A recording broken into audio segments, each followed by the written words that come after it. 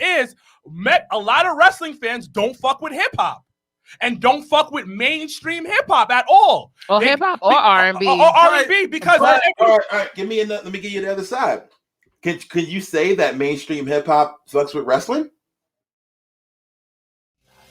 Oh, you hear that? We gotta get Mega Man on the remix. On the remix. We did the remix. Hey. No, we're doing remix number 2. Yeah, part 2. We're gonna have Mega, Vlad. We're gonna have Mikey sing the hook. Oh my God, Montezzi. Hey. That's who did the song. Shout out to Montezzi. Jobber Nation, good afternoon, good evening, wherever you're listening. Welcome to another phenomenal episode of the Jobber Tears podcast. As always, I'm Janelle from HR here with Sir Wilkins and Mr. Black. And we have a very near, dear, good friend of the podcast finally on. This is like, oh my God, I've heard about, can we get him on for almost over a year? Like, seriously. No. But we wanted, no, for real. Has it been that long? No way. Yo, yes. Since last year's, or since Mania, no, over a year then, because it was Mania when you guys were here in New York. What, bro? I've only been asked once, and I cannot came on. All you gotta do. All you gotta do is ask. But we didn't know where to hit you up at. And this is actually probably the best time to do it because you have stuff that just came out. So this gives you the opportunity to plug and promote your stuff. Because I think, especially the book coming out, and we'll get into that. I think it's phenomenal. So I actually think it's the best time right now to do this. So that's true. When people ask me to come on stuff, I'm always like, I would love to have something to talk about, So right. This is a good time for that. I got a lot to talk about. Oh. Yeah. Mega Ran on here, man. As you can see, who's the hypest. You have to understand, I've been a fan of you forever, man. I know I saw you last time, but I was very high. I was like, I know. I went out. I was just like, that was Mega Ran. I'm ruining my chance to actually have a conversation with him, man. Listen, man. This is redemption. You put it on for the dark skinned niggas out here, B. Redemption. Put it on for us, B. Dark skinned nation. That's right. Dark skinned niggas out here. And he actually is an original East Coast nigga too. You put on for us, B. That's true. You know what I mean? I gotta hold down the tradition of Biggie and so many greats. You know what I'm saying? Like Biggie. I come from Philly where Beanie Siegel and you know what I'm saying? Like Freeway and all those. Freeway. We gotta hold it down. All right, but before we get into our awesome interview with Mega Ran, I do want to thank everyone that's listened. Once again, we recently have hit our 3rd year mark soon, if not already have, of the Jabba Tears podcast, which seems like nothing. Seems like every day is a year. But we thank everyone once again for always supporting us, always jumping on comments and everything. We do truly appreciate it. Trying to think anything else before we do jump into it. Unfortunately, because once again, coronavirus has a whole different plan. We won't be able to have a viewing party, but we do encourage everyone to join. Hold up. The streets is talking. Zeddy Cuomo's not opening up in time. He ain't opening in time, but it's looking like Mania is gonna happen in New York viewing party. So the streets will be hot. 2-day event. You gotta promote it. Mega Ran, what up? Hey, man, I want to travel so bad. So I will certainly be there in spirit. If y'all are streaming or doing anything like that, man, I'm there because, man, I miss my people. Like I really want to enjoy these things with people. It's not the same, so it's not even with Rumble. So like Rumble, they will all probably be at my house, but even just that, like just with 10 people, it's fine, but it's not the same. Like last year we were at Legends, Edge came out, I dropped drinks, it's all type of shit. We were at the Rumble last year and it was insane. I was so I remember I got footage of Edge coming out, but my phone is just like you know what I mean? Like it's just wild. And yeah, that was nuts because that was the day Kobe passed. So like it was a lot. Yeah, it was a lot impacted that day. Like I will never forget that day. I was at the hair salon. I was like, we got to have a viewing party, and then Kobe passed. I was like, oh, this is sad. And how are we gonna enjoy the Rumble? But we did the best we could. So I'm gonna let the one that is excited the most start off the interview. I'll give him the reins to ask any and all questions, wrestling, music. I got to start with the basic question, man. Like, yo, like, how you came up with the name Mega Ran. Please tell me that you get that reference. Please tell me you know where I got that from. I'm not exactly sure. Metabots. Oh. Metabots. Okay. Metabots. Wow, that's a word I haven't heard in a long time. Okay. Good one. How you came up with that name? Well, in the beginning of my rap career, I was random, and that was based on like a comic book character from X Factor. There was this guy who popped up one day, this big buff dude, but he was able to transform. Like anything like that was made of matter, he could transform into it. So he transformed into a gun or a door or a car or whatever he needed to do. And so I thought that was dope. So as a musician, I want to be able to transform. Like wherever I go, I want to be able to, adjust and conform and flip and be comfortable wherever I was. And that's really what it came down to. So later, with the advent of the internet, I realized a word like random is a very difficult word to find someone with that name on the internet. That's like the opposite of trying to be found on the internet. Random means anything. So I was like, I got to come up with something different. So video games, I started playing video games and I loved Mega Man back in the day. And so I was like, Mega Ran. So basically it's just shortened random and then Mega on the front. So there it is. Mega Ran. Random. It would have been Mega Random, but I don't think that would have sounded as cool. So Mega Ran. Mega Ran. Shout out to Core Mega, also inspired that too. Core Mega was one of Nas's homies, one of the original Firm members. And like he had Mega, they would call him Mega Montana. And I thought that was dope. Yeah. So I was like, Mega, I like it. All right. So obviously we just learned about the origin of your name. So what was the moment when you realized that hip hop was for you? I think it was the moment that, honestly, from the beginning, dude, like I take it back to like 93, 94 is when I really fell in love with hip hop. There was Wu-Tang, there was Snoop, there was Tribe Called Quest. There was like so much dope music coming out every week. And me and the homies just sat on the step and wrote rhymes. We were like, let's just all write something. Let's write something. And I thought mine was trash. And they didn't really tell me that, but I knew like I'm not as good as these guys. So I kept working and trying to be as good as my friends. So every time they came back, I'm like, yo, I got another rap. I got another round. Listen.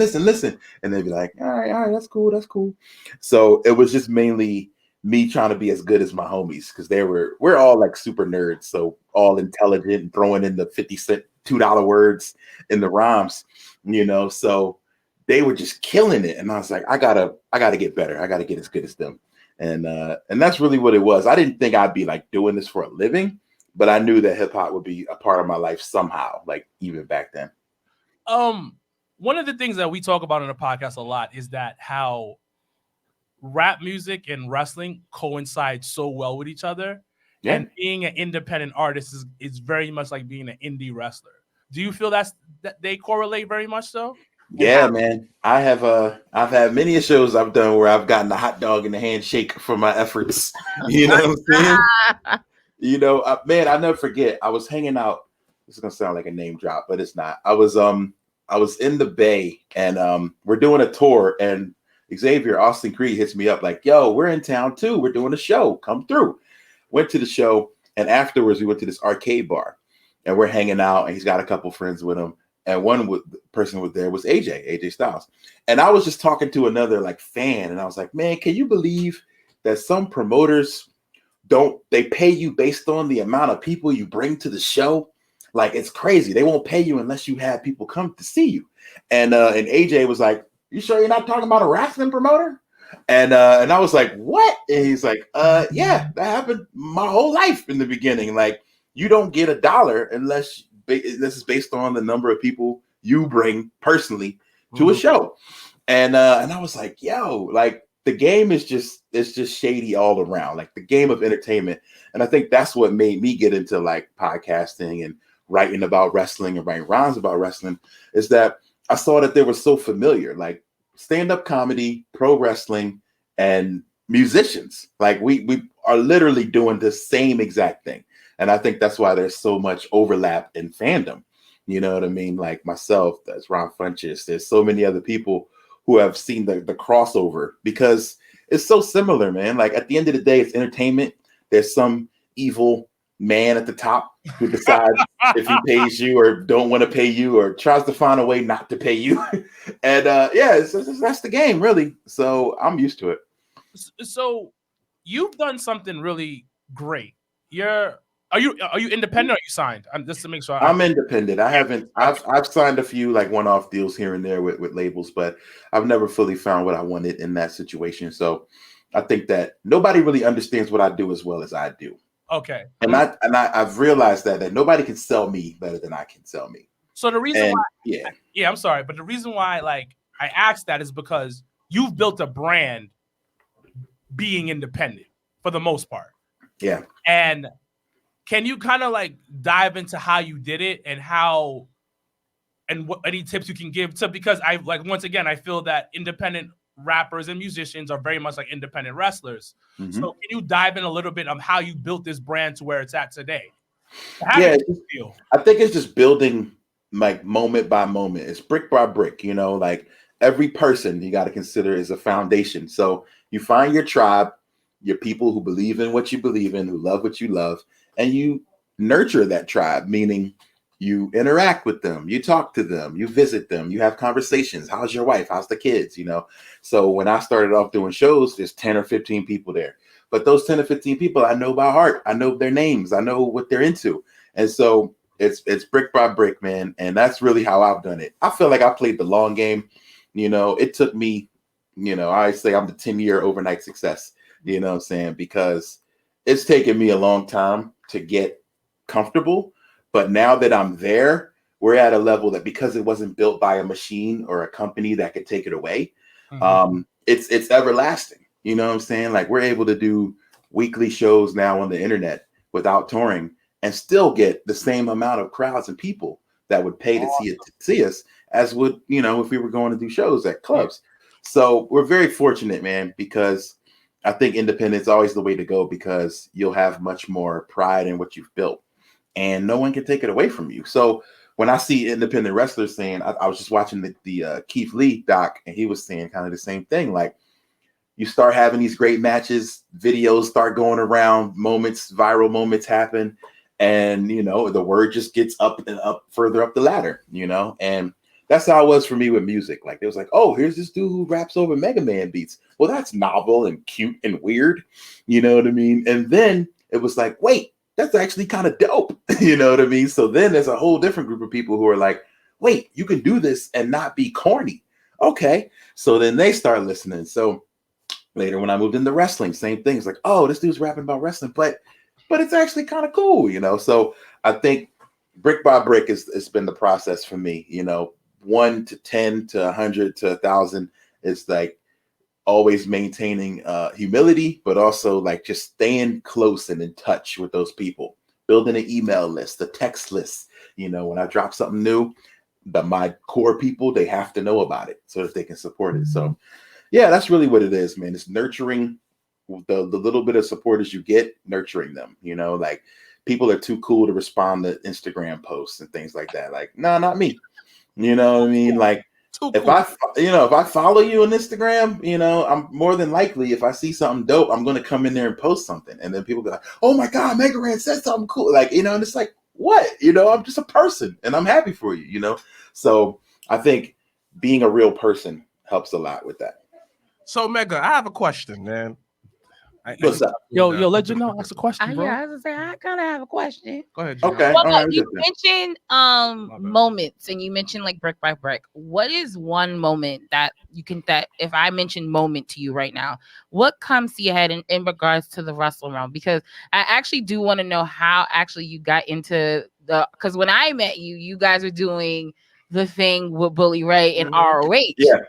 That was crazy. Yeah, we were just that's the second question. I kind of want to know how that all went about because the build up for it was awesome. Like that's an unbelievable story. So okay, moments involving wrestling. In wrestling and music that you've experienced, and when someone asks you, what's one moment that like you can always talk about that's always on the top of your mind that you've had when it comes to wrestling and music? Oh, by far, it's the rap battle on SmackDown. That was the 4th of July, 2017. I get a call. it's Woods, and he's like, yo, we're gonna do this rap battle. We have Wale hosting, and we're gonna maybe like film it in Phoenix. And I live in Phoenix, so they're like, yeah. And I was like, oh, that's cool. And he's like, so do you want to be in it? And I'm like, yeah. And I stayed up the whole night before, just nervous, scared I was gonna trip and fall or do something stupid on camera. And then he's like, don't worry, it won't be in the ring and it won't be live, because we're going to pre-tape it in like a basement setting, make it look like a real, Smack DVD type situation. That's actually a good ass idea, bro. I was like, that wasn't what happened. I was like, that wasn't what happened. So that's not what happened. The day of, he hits me up like, yo, as I pitched it to the producers, they want this on TV. They think it'll be really dope in the ring live. And I was like, oh, all right, well, y'all have fun with that. And he's like, no, they still want you to be involved. And I was like, oh shit, okay. So yeah, I get there the day of, and I think the number one moment was being backstage was dope and talking to everybody. But hold on, yeah, how was catering? How was catering? Bro, catering hot dogs. Legendary catering. Okay. Now, if you've heard the stories, it's legendary catering. Now, it was 4th of July, so bear in mind it was barbecue. So when set up the setting, so I was like, okay, what else, dogs? You can't eat everybody's, mac salad or potato salad. Mm-hmm. So I was like, I was hoping, and somebody else told me too. I think maybe it was Xavier. He was like, normally it's crazy, but today it's just a barbecue, so I don't know what they're going to do. So we walked in, huge spread. I mean, hot dogs, hamburgers, chicken, turkey, everything, all the salads. So it's very good. Now, we're sitting down eating, and I'm having a good time, just chilling. And I'm like, oh, shoot, there's The Miz. Oh, snap, there's Ric Flair. Yo, there's and then Cena was coming back that day. So I'm like, oh, damn, Cena's there, so. But, they always tell me, yo, swallow it. Everybody always tells me that if I'm ever around the guys, just like, yo, nah, don't mark out. Don't mark out. Don't embarrass me. And I'm like, all right, I got you. So I'm just like, And then Road Dogg comes to our table, and he's the producer for that segment. And he's like, yo, this is what we're going to do. He hands out scripts. And I noticed there's nothing in there for the Usos lines. And I was like, is this like supposed to be this way? And he's like, no, they said that they're not ready yet. Like they're still working on their lines for the rap battle. So turns out they had their lines. They just didn't want everybody to see them because they wanted them to get a real reaction. So you remember the stuff that they said. Yeah. So because we watched that episode at my house. So they took it seriously. They were ready for war. You know what I mean? It was some bars. It was bars. Like SmackDown was SmackDown. Shoot. They killed it. My bad. Sorry, Tribal Chief. I'm sorry. You disrespect the Tribal Chief. Don't disrespect. I apologize to him. You're right. And the Tribal Chief, I think he accepts it. But yeah, my bad. They came ready for war. So basically, that moment. Fast forward, we get the TV and it's all great. Now I'll talk about that a lot in my book too. Like just that moment, I feel like that was a moment for me. But the best part about it of all is that when I'm backstage, they always tell you, chill out, stay out the way, don't take pictures, don't mark out. And I'm like, no problem. I'm just sitting here, and I see Charles Robinson, Little Nate, and he grabs this guy and takes a picture with him, and he's like selfieing, and I was like, why does he want to take a picture back here? Like, you see these people all the time. And then I look, see blonde hair, and I was like, that's a tall Asian guy. Turns out it's Okada. Now this is, I can talk about this now because it was years ago, but he was a special guest of Shinsuke. So he was backstage, and they're all talking. Like, I was like, why is he selfieing with this dude? It's like, oh, it's Okada.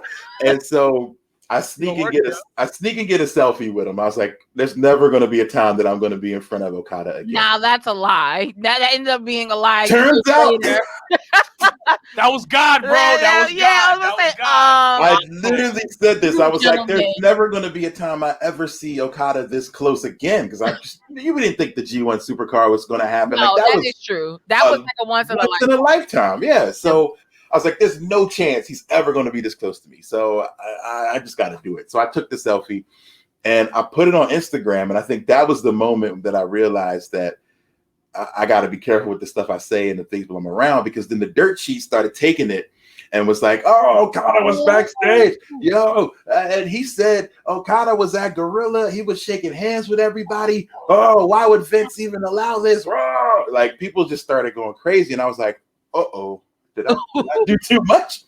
And I remember like texting Woods like, I hope I didn't do anything, and he's like, nah, man, like this stuff comes and goes on the news cycle all the time. He's like, we don't care. So okay, awesome. Okay, so I was like, oh man, first time grand opening, grand closing, like I'm out of here. So but yeah, like that moment, like I was like, oh dang, like people are kind of watching the stuff I say about wrestling, so maybe I could do a podcast, or maybe I could do some raps, and maybe I could, like, so I started just more talking about the things that I loved. So that was a big moment for me, for sure. And then fast forward, we could talk about the G1 Supercard. Yeah, well, how did that come together? Okay, so I gotta thank my manager Jeff. Like, I didn't know what he was doing, but he was kind of like reaching out over the year, like, and I guess he still does it. He's just like, hey, you need to know about Mega Ran. Hey, you need to know about Mega Ran. So he messaged ROH about me, and so they responded and was like, can you write a song for us? And I was like, absolutely. And they were like, well, we got this big thing happening. We're going to Madison Square Garden. And I was like, really? Like, that was like before the big announcement. And that was a huge deal, Yeah. And we're going to be partnering with New Japan. And this is huge. So they were like, but we have our theme, our catchphrase is go into the garden. So I need you to write a song called Go Into the Garden. And I was like, got it. I'll do it. Did a song. I thought it was really dope. Shouts to my man Il Omega from Jersey who did the beat. Track came out fire, and so they were like, okay, we love the song. Now how about you come to the anniversary show to perform it live? And I'm like, yeah, okay. So they're like, can you get to Vegas? I'm like, absolutely. Vegas ain't far. Let's go. All right, so we bring the homies, we go to Vegas and have a good time. And right when I get there, they're like, oh, meet Bully Ray. And I'm like, oh, hey, and they're like, so Bully Ray's going to interrupt you. And I was like, oh, all right. Okay. And so we start talking about, he's like, so what do you want to see happen right now, kid? Like, just imagine, I'm coming to the ring. I'm going to bust you up. So what would you like to see happen here? I was like, well, I'm not a wrestler. So like, I got to get the best of you in like my wits. You know what I mean? Or something like that. I'm a word guy. And he's like, all right, okay. So we start talking about some things. And I don't know if you remember the sequence, but he's like, oh, you video gamers, you guys suck. You probably played as me on the games. And I was like, well, actually, I played as Devon. And then I threw the mic down. And so I'm in the ring with Teak at the time. And shout out to Teak, but Teak almost got us both killed because if you remember it, Teak is smiling. Like he has like this nervous smile. Like, yeah. And it happens. Like when you're nervous, people smile. But not when the cameras is on. You can't do that, especially with a guy like Bully who takes this very seriously. So he told me beforehand, like, I'm going to do what I got to do to get the reaction I want. Like, I was like, so what's that mean? And he's like, I don't know what that means, but it just means in the moment, I got to do what I have to do to get my heat. Like, and I'm like, all right. So I throw the line, I drop the mic, Teak smiling, laughing. And like he shoves me and shoves Teak. Yeah. And yo, he kicked the shit out of Teak. Like to this day, I'll be like, yo, he kicked you hard, bro. He's like, it didn't hurt. It didn't hurt. I was like, yeah, it did. So like he just because he didn't get out the ring fast enough. And I heard him kept saying like, oh, you smiling? You smiling? You smiling? And he like kicked him. And I was like, oh, and I just broke. I was like, oh, he's serious. I'm out. So, I got out the ring quickly on the other side. And yeah, he gave Teak a stiff one. And so I'm like, all right, so it's over. We had our great moment in wrestling. I'm happy. I got the chance to play half the song. And they were like, so we think we want to continue this a little bit. Like, do you want to come out and play it again? And I was like, sure. And he's like, how's Madison Square Garden? And I'm like, oh, couldn't believe it. Like, unreal. But I had already agreed to do a tour. So this is going to sound like some crazy. This is just how crazy my life is. I had not just any tour, I had a UK tour. So I was in London playing a show. And 2 days later, I had to be in New York. Mm-hmm. So they're like, all right, so this, and then I had to go back to finish the tour and in Glasgow or somewhere else. So I do a show, I get a train, get a plane, get back to New York. I'm so dead tired. Go to the hotel, wake up ass early in the morning, and then we go to the arena. And it was nuts. I was so tired. But at the same time, like I was just up and hyped. So, the adrenaline got me through it. I'm like riding the bus with the talent up there, and like it was amazing. So then I run into Okada again. Yeah. And Okada, I'm just like, hello. I'm like, much respect. I shake his hand, and he's like, oh, you SmackDown. And I was No. he remembered SmackDown. I was like, you probably don't meet a lot of guys who look like me. Yeah. All right. I was say, you probably was one of the 5. You know what I'm saying? Over the last 2 years of that, you The probably 5, yeah. 10 years. I'm just glad he didn't go like, oh, Big E. That'd have been fucked up. I get that a lot. But Tama Tonga told me that one time. He's like, yo, anybody ever tell you look like Big E? I was like, No, so what's so funny? I wish I had a picture of him. We have a friend here in New York.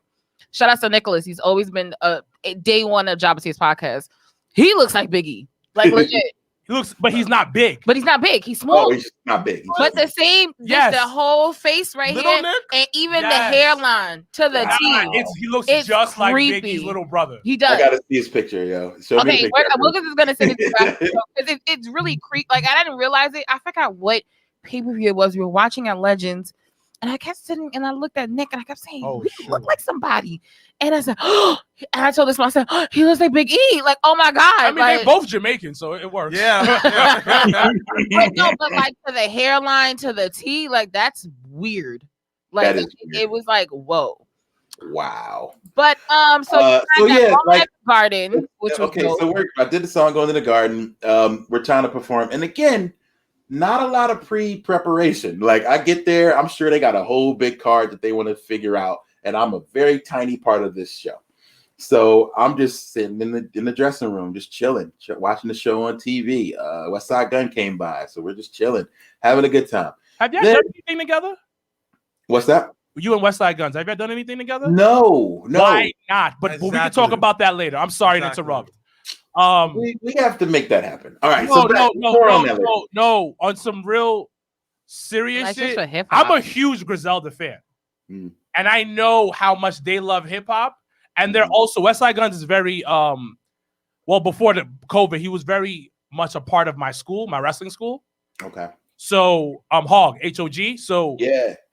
that's why I was like, why haven't y'all done something together? But I don't know. Okay. But, that's the thing that I think the fans have to will that to happen. Like, if we hear enough chatter on the Twitter, on the twits and the Instagrams, it'll happen. So mostly we just talk about wrestling. I'll be like, yo, you see that hit? Oh, you see that? Yo. Like, it's just wrestling. I get it. So yeah, man, I'm back there. And then I get a knock at the door and it's Bully. And he's like, so they told me I got to talk to you about what's going to happen here. And I was like, Here we go again. Okay. And he's like, look, I'm just going to be honest. When I get out to the ring, they're going to want me to kill you. Like, this is what they're going to want. They're going to want me to hurt you. So how do you see yourself getting out of this situation? And I'm like, oh God. So I was like, why don't we just go with it, man? Like, put me through a table or something if you got to. Like, wow, you bugging. Whoa. You bugging. I kind of wanted it. I was like, you know what? Let me take a bump. I guess if it's the Garden, why not take a bump? Yeah, It's the Garden. So he's like, no, we're not doing that. Like, you didn't sign a waiver. I don't got time to show you how to do this. It's not happening. So what else would you do? I was like, well, last time we did this thing where, I outsmarted you or whatever, and you were mad. So doing the same thing would be kind of weird. And he's like, I just need to know, like, what are you like? He put it all in my hand, and I was like, but you're the professional. Like, I don't understand. I don't know. I don't know enough about this. I'm not creative. I don't get it. No, yeah, like I don't get paid to create these things. And so I was totally put on the spot, so I'm just kind of flabbergasted, and I'm like, I don't know really what to do. But they told me that what's going to happen is you're going to get initially when they agreed to fly out, they said you will come to the ring. You're about to do your song. He cuts you off. You say, "Hey, I got somebody that'll take care of you," and then hit the music, boom, and then it's supposed to be Flip. Mm-hmm. Now, made sense to me. I get my redemption. I don't have to get beat up. Cool.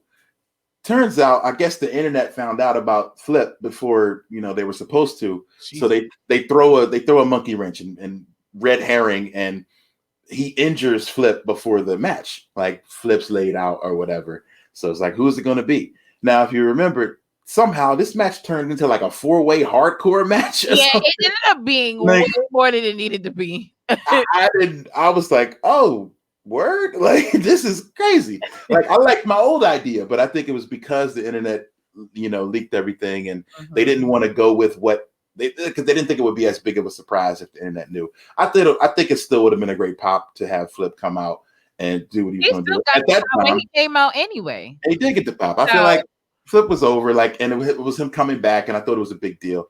But they were like, nah, let's throw a monkey wrench. Like, that whole show was about monkey wrenching and, dare I say, overbooking a lot of things. So say that again. Say it a little louder for those in the back.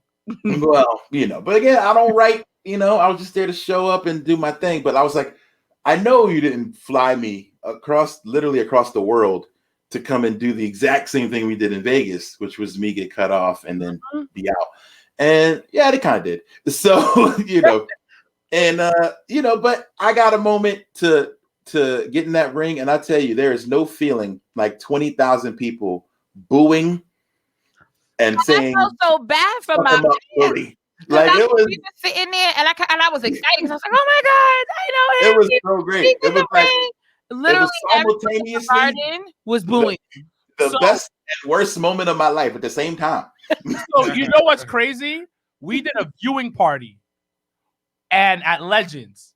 I came to Legends after the show. The after party. And the same reaction was happening. I was like, "Yo, what? Why are y'all booing?"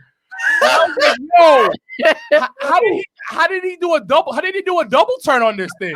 Double turned, like, bro. It was instant. I was like on the mic, like, "Hey, New York City, New York, I was like, "Oh my god!" I felt so bad, but listen, I'm a sucker for good heat, so I was just like, I don't know which way this is gonna go, but damn, my fans is just getting. They're gonna be satisfied is if I get beat up. Like, I have to get beat up. Yeah. So I was like, well, let me just flip it. I'm gonna just kind of lay it on a little bit. So I tried my best. I was like, well, let me embrace the heat and be like, I was like, oh, I'm from Philadelphia. Like, I'm an old, fan. Like, I'm from Philly. They're like, boo! It went from bad to worse. It's like, it was worse, So I was like, well, let me just embrace the hate, And there's a moment during that set, because again, we didn't rehearse what was going to happen in the ring. It was just, I got to get out the way so they can start the hardcore match eventually. So I'm in the ring. I believe he shoves me down again. So I was like, you know what? F that. I'm getting up. So I got up and got in his face. And that's when there's a moment, we have a stare down. There's a great photo of it. And I was like, whether he beats me up or not, I have to have a moment where I stood up to the bully. In my mind, smarky mind, there has to be a moment where the nerd stands up to the bully, even if he gonna take a beat down.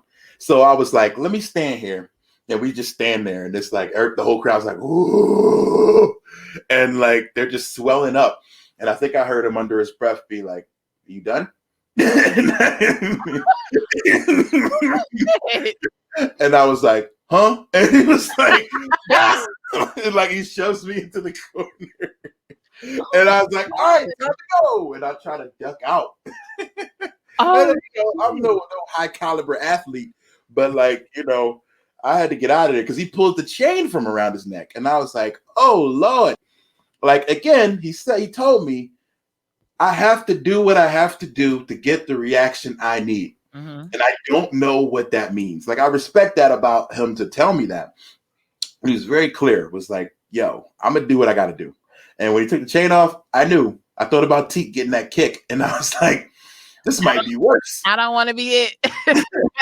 So I rolled out. I rolled out, and people are all like, they're booing, and oh man, I'm trying to go back to the end. And I had somebody on Twitter say that I no-sold him.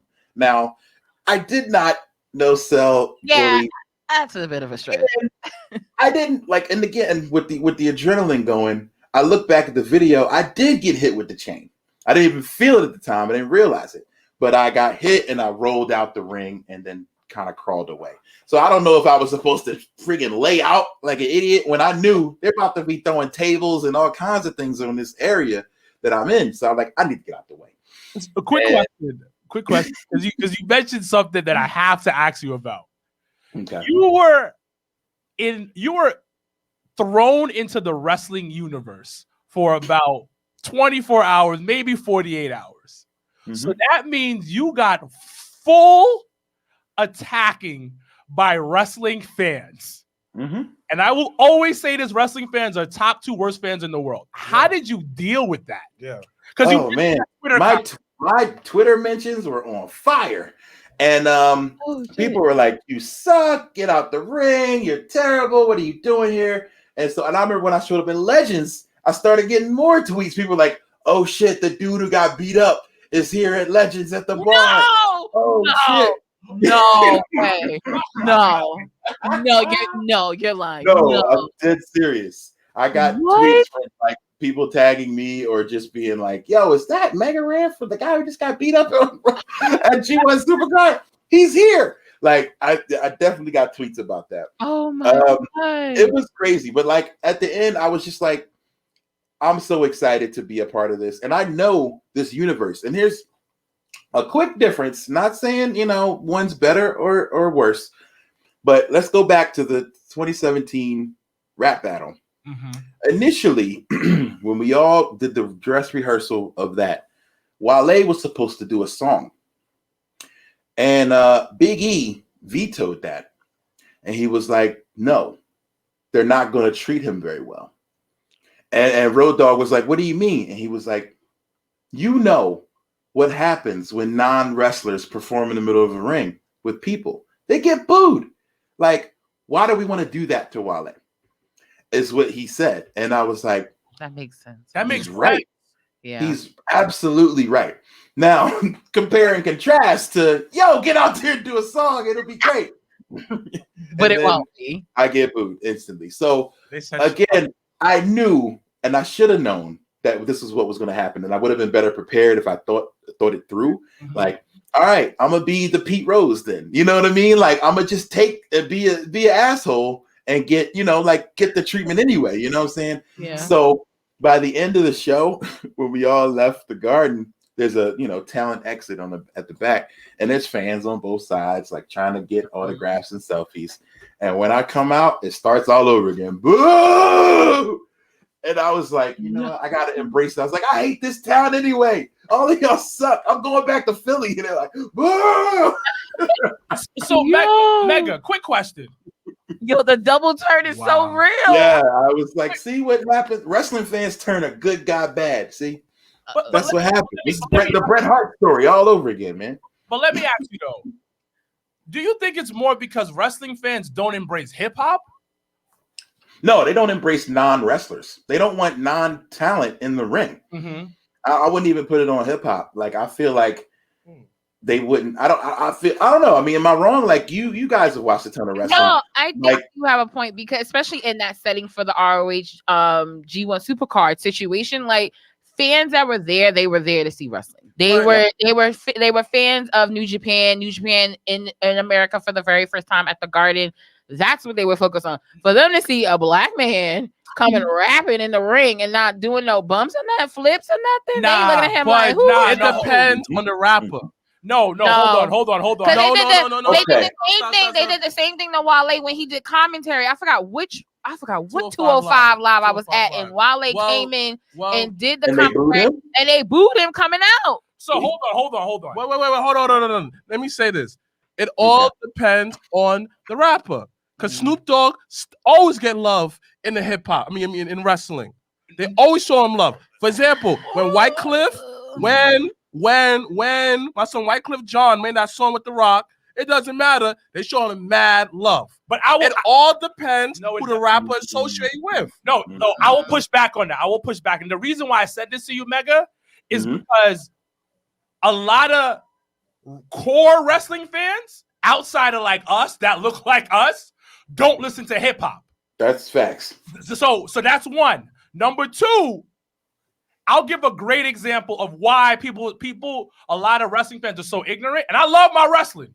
When Bad Bunny was announced that he's gonna perform at WrestleMania.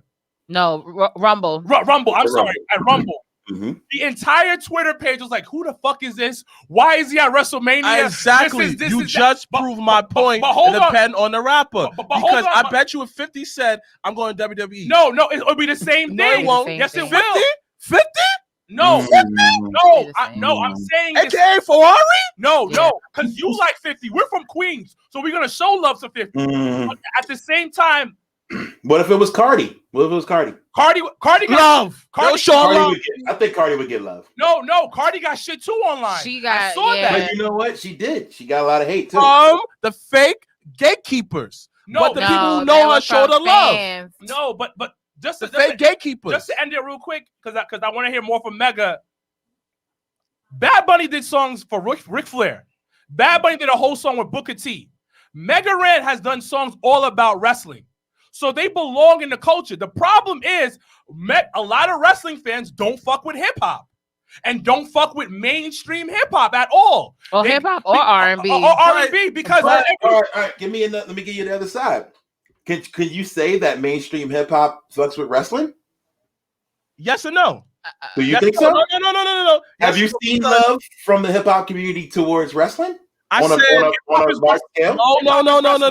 No. I agree with him because for some odd reason why we're all stuck in fantasizing with the Attitude Era. We dick riding too much. It seems like everybody's stuck on the Attitude Era. But everything else after that, nobody wants to evolve from that. So it's not wrestling's fault. It's just that people just stop watching wrestling. No, the thing is, A$AP Rocky has had wrestlers that A$AP Rocky fucks with wrestling. A lot of it's still in the culture heavy.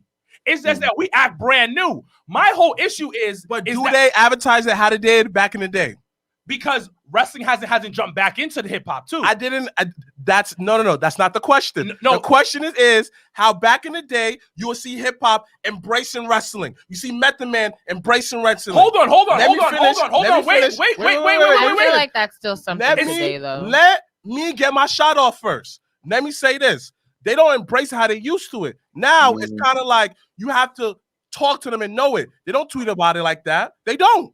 They have plenty of opportunities to tweet about it, but they don't. Or when they do tweet about it, they say, "Oh man, it's not like how it used to be. Where's The Rock? Where's Stone Cold?" They keep on reminiscing how it was before. No, but the thing is, you're talking about a different era. That different era was heavy gatekeepers. Currently, right now, every Griselda track you listen to has a hip hop reference. Every time you watch the NBA, they dress up like they dress up like wrestlers. Griselda tracks constantly have wrestling references on there. What I'm trying to say is that hold on, because you got your shot off. I'm about to start shooting. Mega Ran is heavy into wrestling. The thing about the incels, and I'm calling them incels in the wrestling community, are the problems. Okay. And it's not the wrestling. Okay. Hold on, wait. Let me finish. It's not the wrestling as the whole, that's the problem. It's the fans. The fans are hating on when it comes to that. And you are right, because you haven't taken a bump yet. You haven't taken a bump, and you're just somebody that's coming in. But when they had Kid Rock, y'all were loving it. But let me say this. It's not the same. The man you loved, The Rock. When The Rock went Hollywood, the entire story was he's a sellout. He don't care about the business. He don't care about this and that. But then they had him job to William. They had him job to William the month after he finally beat Austin, and I will never live that down. Let me finish. Okay. There was no respect. Like it was just like I'm gonna say the one WCW guy you guys decide to put over. You let job to Dwayne.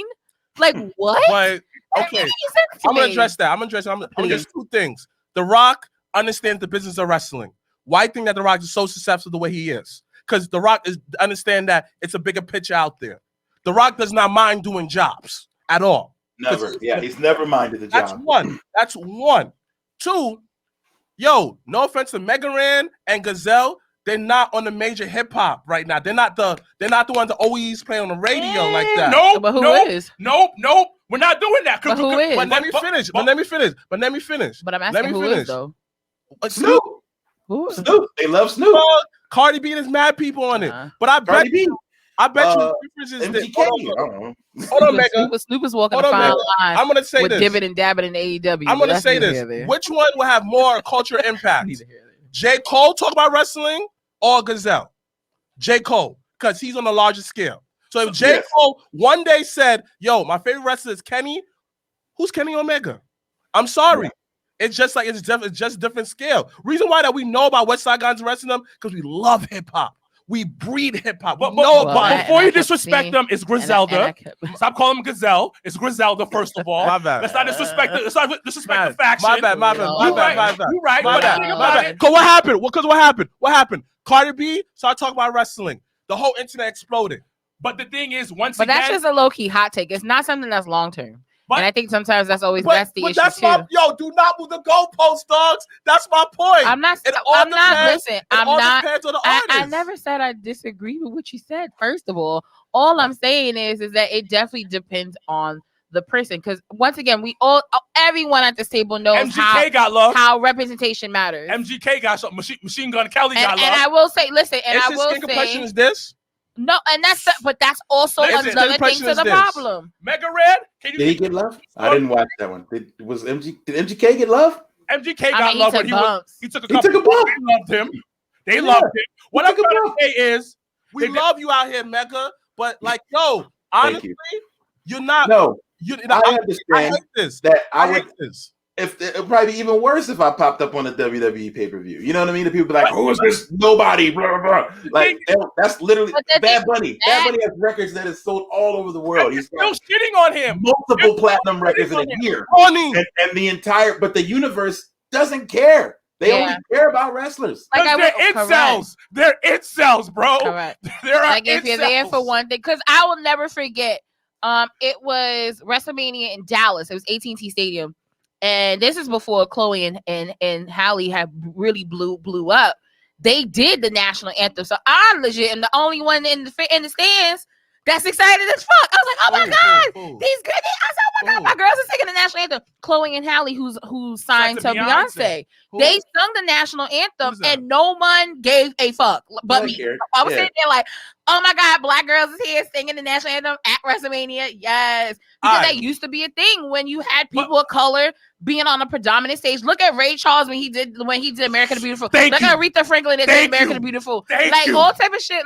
So it really goes back to everybody has to come together and representation has to be on the platform. But it's a difference between they're paying me to do this and I'm retweeting and talk about it for the love. But even look at the Super Bowl. Anybody that does the Super Bowl don't get paid. Well, look at Arrow. They had Green Arrow on wrestling.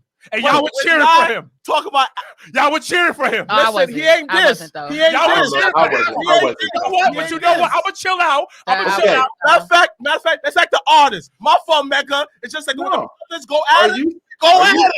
Are you saying pro wrestling is racist? Actually, let's talk about it real quick. What is your thoughts? What is your thoughts on the current state of wrestling? Talk to us, Mecca. This is your church. Talk to your congregation, Mecca. Go talk to us. So I used to be a teacher, so I specialize in the compliment sandwich, meaning that you give some positive, you critique a little in the middle, and then you end with love. So I'm gonna say things are better than they've ever been for African American athletes. I would just say that I think things are better than ever in wrestling for African American athletes. However, we still got a long way to go. You know, I hear about stories all over from folks who understand that there is a ceiling. You know, that glass ceiling is there and it's real. You know, and it's like there are some people who fight to try to break it and try to think they're going to change the world. You know, maybe like a and I don't know, but just from what I've heard from maybe a Leo Rush who says, look, I'm not coming in being your boy, you know. But then going back to being your boy. Sometimes, you know, then you out of there. But then there's folks who will be like, you know what? I understand the business. I'm going to learn the business. I'm going to do what I can. I'm going to get where I can get. And I'm going to make something for myself, my family. And I'm going to be great with what they give me, you know, like the New Day, you know. So I think that there are other sides to it. And then there's somebody probably in the middle, like an MVP, who's like, you know what? I'm going to do this my way. But I also understand the game and the business. So I feel like we've had multiple moments in the last few years where we've had all black champions. We talk a lot about WWE and their racial things, but man, they've had more black champions than anybody else. As of right now. Even now, you know. So they've done a lot. It's like, you know, right when I have a love-hate relationship with not most of wrestling, particularly WWE. I feel like, man, there's so many things they could be doing better. And it's like, soon as I'm like almost like angry about to get out of there, they throw me the bone. You know what I mean? It's like, all right, man, Hurt Business is killing it. Okay, Sasha is killing it. Like, okay. So I've seen, you know, so yeah, I would say we got a long way to go for sure. And as far as hip hop goes in this world, it's still new, man. Like, you got to remember, wrestling was built for rednecks, man, you know, and it's going to take a long time to shed that. You know, that and to bust really fully into that world, you know, so it's going to take a while. But overall, I do say that it's a lot better than it's ever been. We got more black and brown people working than ever right now. And that's really where my like my conflict comes in, where it's like, man, I want to hate the things that WWE does. We know the McMahons rock with Trump, you know, but yet we also know that they're employing a lot of really dope black and brown people and allowing them to make a living, you know? So it's like, there's a serious conflict there that I think needs to be addressed on a grand scale. But for now, I would say it's better than it was. And I'm happy that every black person ain't dancing on my TV. Right. That's really what it comes down to. Because when I started watching in the 80s, it was Coco Beware, it was Junkyard Dog, and that was it, you know? And if they wasn't clapping and dancing and moving, then it wasn't nobody trying to hear it. So it's good to see right now that a black wrestler can just be a good black wrestler. I'm gonna say this. I feel it's effort across the board. You know, in previous episode, all three of us discussed it from many different angles. Like, one week, Janelle mentioned that we're not in the boardrooms having these conversations. Another week, I mentioned like there's not enough fan support that look like us who still supports wrestling. Because, for example, if I go out there for Halloween and dress as Darby Allin, I get make fun of. But yet, if a person go out there and dresses like, I don't know, Mega Man, oh, that's lit, blah, blah, blah, blah, blah, this, that, there, it's a little bit more embraced because it's cool to have video games. Just like Ice-T said, he said, for every trap house I've been through, there's always a video game system in there. So it's video games is more culturally accepted now, where people are making bank, as you know. So with wrestling, I feel that it's still not culturally accepted within us because it's not quite cool yet for us. Exactly. You know? It's not cool. It's not cool because like when I see the Hurt Business and I'm like, this is cool. Right. You know what I'm saying? Right. But like, there's not a lot of moments where you're like, all right, that's cool.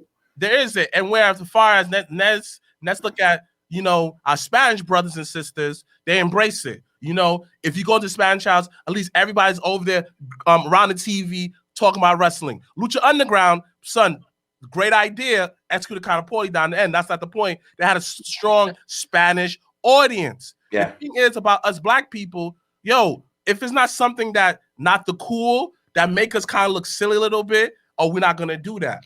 But I will push back a little bit on that because I will bring it more of it being a cultural thing. So when you talk about, you know, Spanish, Hispanics, and that aspect, that's kind of what they grew up. Like, even when we spoke to Shaw and hearing about the Guerreros, like, and I think it's something, you know, me and Sir Wilkinson talked about before, like, there are no black families in wrestling. And I think that also plays a part in how culturally accepted it is within our community. There isn't. So that's the kind of like the pure black. Like it. Oh. Only thing like. And you can't even, it's hard to say you can't even consider like The Rock because they really gravitate him more on the Samoan side. Yeah. And his dad is a black Canadian at that too. So, but they don't, that's not a real record. Yeah, his daddy was born in Nova Scotia. His daddy, Canadian as hell. Yep.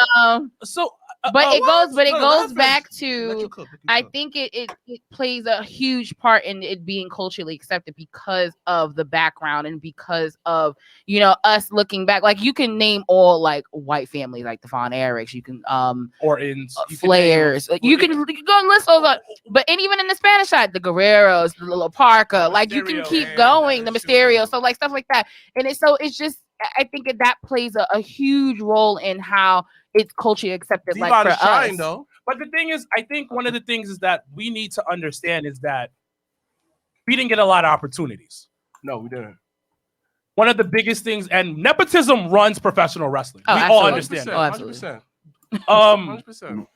AEW is a family run company, low key. WWE is a family run company. We all understand that it's nepotism at its finest in all types on all levels. They all was run by their family. Yeah, Think about right now. But one of the biggest things is that I've always talked about this is that how many communities have a wrestling school that I can go to, that I can learn from and go to. And in the past, there wasn't many of those. Like we had JTG on here, and he was traveling from New York to like the South, Tennessee something to get wrestling training. Wow. Yeah, I think he said Tennessee. He got on the bus every weekend and said he took the bus down to I don't want to say Nashville, but he took it down to like the Tennessee Valley area and would train and then come back on Sunday to New York. So what the thing is that there wasn't a lot of opportunities for people to get into the business. And the reason why, when it comes to stuff that is racially motivated, you keep certain people out the business for a reason. You keep them out. You make sure it's only in your community. The reason why the Samoans are doing what they did because they did it on their own. A lot of the Samoan family, they were like, we're going to put a school together. We're all going to train. The family gets put on. And that's what happened. But now we are seeing a change. Devon's doing with his kids. Booker T has his own school, which Ember Moon came out of that. Yep. Where they got the connections. Because a lot of time, this is all about connections of who you know. Oh, Randy Orton literally came off being in the military and into OVW. Why? Because his pop daddy was around. And grandpa. So Mega said the right thing. Things are better. But as we go into the community, as we continue to rise above, because we're gonna have second generation wrestlers, third generation wrestlers, and then we get more power. We start moving. But the difference is, you said something just now that's kind of clicked in my head. You said when you go to a Spanish neighborhood and other neighborhoods, they all come together and said that let's build something. You know, they're all like let's say is the Guerrero family, the Jorge family, and the Hectors. They come put their money together and build a wrestling school, right? Similar to hockey, golf. Reason why that we don't dominate the way we do is simple. It's expensive. That's not it. But let me finish. One of them. No, hold on. But wait. The real issue is that we're not in it. We're not in it. But let me finish. But you know what? It's let's move because we're not in it. That's what it comes down to. It is expensive. But the thing about it, there's nobody already in it to come out of it. But but that's why that this is why that you see the rise of rappers and athletes, because it's cheaper to do these things and actually go behind somebody compared to starting your own wrestling federation. You need rings, you need licenses, you need referees. It's so much where you have to grab from so many people to do this. And on top of that, a lot of us. That's why we don't play hockey. Exactly. A lot of us do not come from old money. A lot of us now, current generation, we are the current old money right now. We are the new money. We set up generation for generation and forward and forward. I understand that. But the thing is, this is why, like you said, it's a point that we are creating legacy. But it's what it comes down to, and I will move on, is because you just need somebody already in there. That's what I'm trying to say, is that regardless, you don't need, the thing about it, it's not the money, it's the connections. It's the connections of finding certain types of things. Literally, the Young Bucks, their parents didn't have money, but his dad had a connection to a ring and got them a ring for their backyard. It doesn't, money is one thing, but how many, Mega, Let's give an example. How many times have you gotten a show? You've met somebody. You've done something because there was a connection. Your manager hooked you up. It was a connection. A lot of times, the reason why we in the industry haven't gotten there yet, we don't have the connections. But we'll move past this. I think we got Mega Malcolm X on this podcast. I apologize. I'm gonna say this. You're right. I think both of us are right, though. But I think you're both right for sure. But I want to hear more about the book that you have coming out. Ooh, talk to us. Oh, it's already out. The book is out officially. Yeah, you can get it on Amazon wherever. You should have put this on Amazon so I can really get it. It's on Amazon. It is. No. Go search Amazon. I made a site called dreammasterbook.com, and it has all the places you can buy it. There's Amazon. There's a lot of local stores where you can, support. Audible? Not yet. We're doing an audiobook next month, which is going to have some special things in it. Okay. There's going to be some tracks. Tell us about your journey to actually creating, publishing your book. Man, I think it's important for a Black man that had written his own book to talk about the journey, breaking the stereotype, and how actually it even came about. Like, what encouraged you to write the book? What parties did you have to go through? Like, tell us trials and tribulations of writing a book. Oh man, there's definitely a lot, man. I started writing this book probably 5-6 years ago, just in the middle of a tour. I started telling stories, and they're like, "Man, you're so good at telling stories. Like, you got to write a book." And so I started just jotting things down, and there was just these moments, like you said, about like, okay, this is the SmackDown thing, or the first time you played a show, the first time you went overseas, So I started making these little bullet point stories, and then I was like, wow, like it was just going to be a short story book about like what I've learned in these experiences. But then I decided to start building further beyond that, and started writing like just from the beginning, like little pieces about what has made me who I am. Mm-hmm. And by the time I didn't really know if I was done, but I got to thank the pandemic, because without it I wouldn't have been home and I wouldn't have had time to do this. So being able to finish it up, or at least what I thought was finished, because I had like 3 different editors look at it. Like, I'm an English major. I feel like I know words good, you know what I mean? But at the same time, I wasn't sure. So I had other people reading it over, and they told me it was good. But every time I read it, I wanted to write more. I was like, oh man, I can expand. And they're like, yo, save it for the next book. Like, you got to be thinking next book, future, And so I was like, all right, cool. So I'm going to write to this certain point. So I wrote it till the moment in 2018 when I received a Guinness World Record for like most songs about a video game or whatever. So I was like, all right, that's a big milestone. Let's just write to that point. And next thing you know, it was, once it's finished, it's like, how do you want to put this out? You can self-publish, which has its pros and cons, or you could get a publisher, which has pros and cons. So pros and cons of self-publishing: pro is you're in control. You get to read, you get to see everything as it's done. You have all the control. However, a lot of people, you're not going to get the New York Times to review you when you're a self-published author, because they're going to be like, man, whatever. We only go with Random House, Simon Schuster, all the, the big publishers. So there's that. Then, you got to work a little harder. Like, for me to get it into stores, I have to literally contact stores and say, hey, yo, do you want to carry my book? And they say, oh, shoot, yeah. And then I mail them out. So right now we have it in 6 Black bookstores all over the country. Very happy about that. Shout out to Class Bookstore in Houston, Black and Nobel in Philly. I'm putting the book in my cart on Amazon. That's why. All right. So I wanted to go to Black stores first. That was very important to me. So there's another Matter in Denver, and then a few and Grassroots here in Phoenix. So I'm aiming at Black bookstores. So if you have a Black bookstore that you know of, let me know. I'll hit them up and try to get it in there. Someone on Twitch, I think, just said has a bookstore for you to hit up.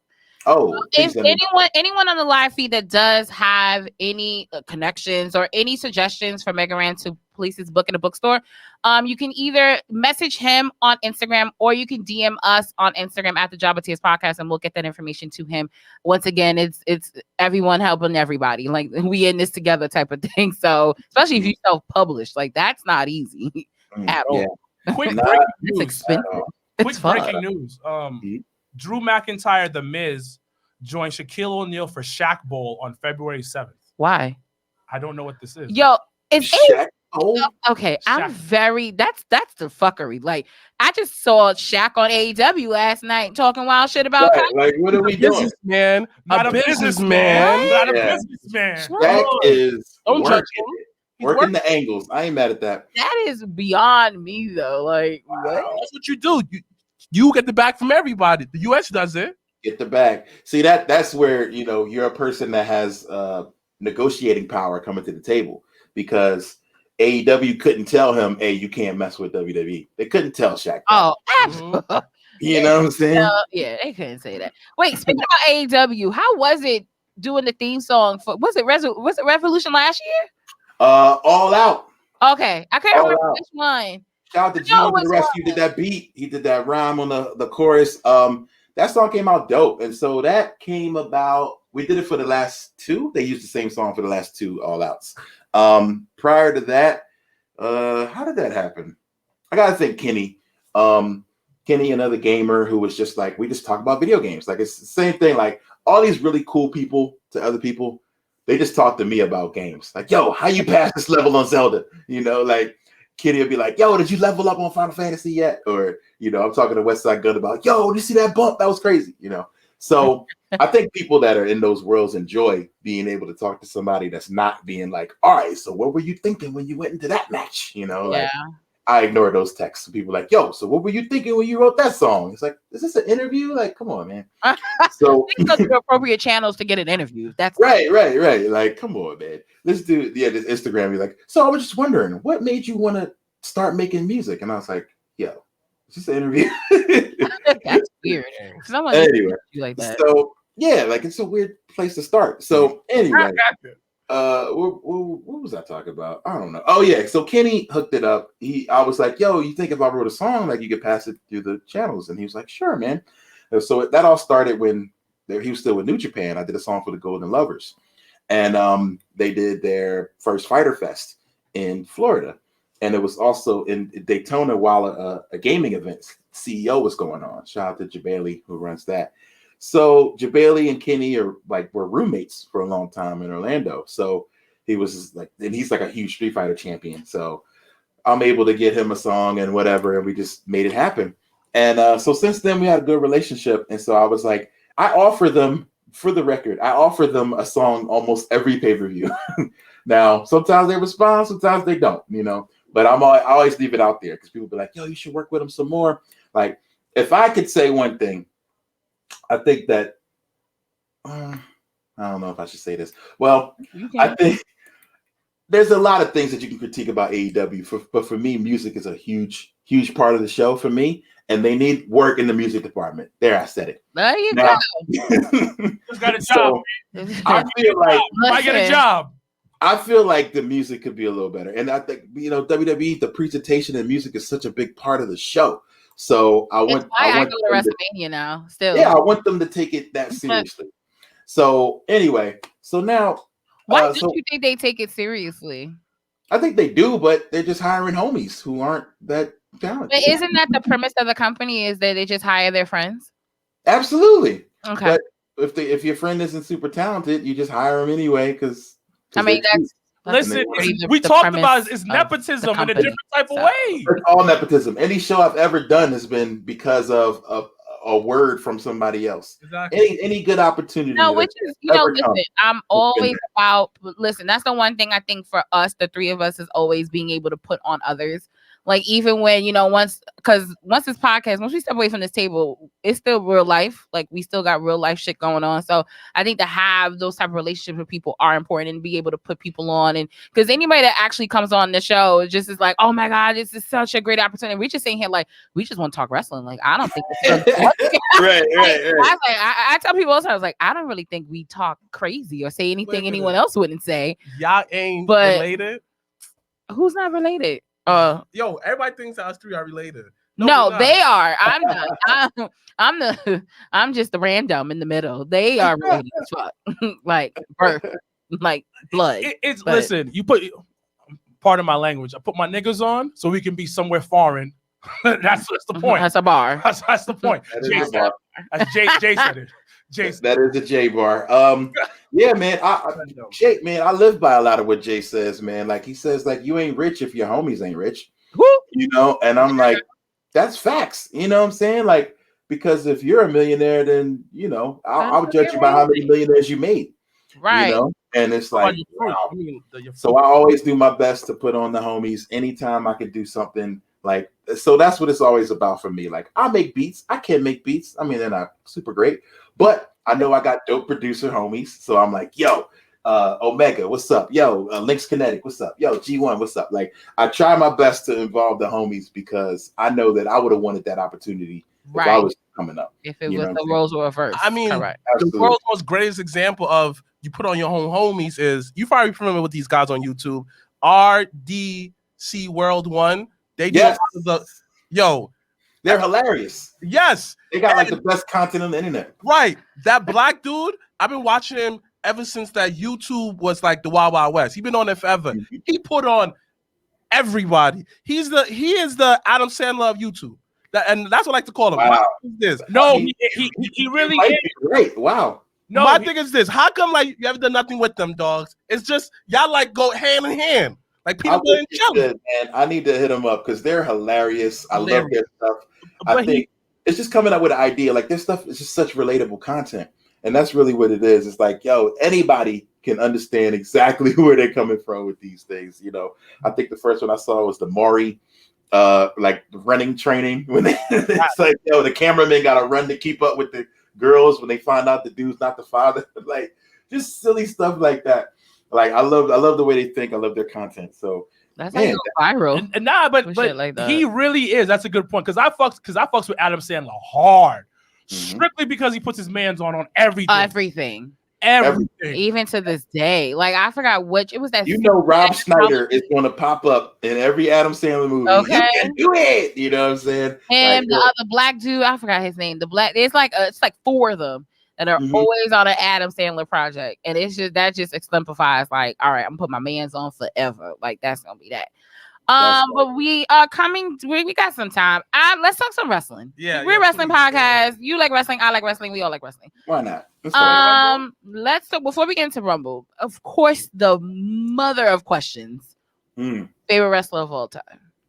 Okay, all time for me is Macho Man. Yeah, no question. That's it.